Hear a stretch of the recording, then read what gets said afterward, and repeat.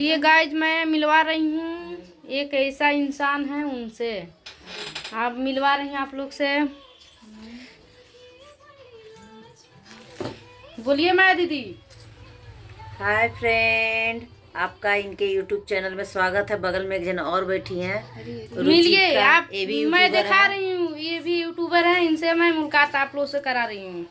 बोलिए जी। Hello friend, मैं हूँ रुचिका ऑफिशियल। भुला गई। देखिए भूल गई हैं।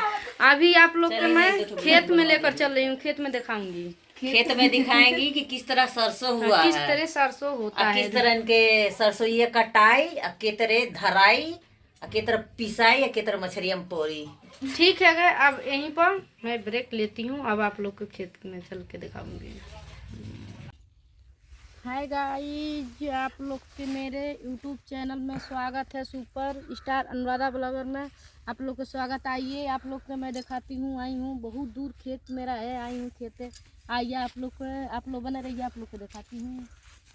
देखिए वो मेरा खेत है। आ गई खेत, ये मेरा खेत है। देखिए गाइस, बताइए मेरा गेहूं कैसा हुआ है। आप लोग कमेंट में ज़रूर बताइएगा कि मेरा गेहूं कैसा हुआ है। और बताइए आप लोग क्या कर रहे हैं।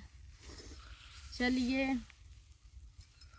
और बताइए मेरा ब्लॉग कैसा बन रहा है। आप लोग कमेंट में ज़रूर बताइएगा।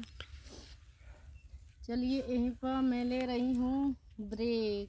हाय गाइस, बंद कर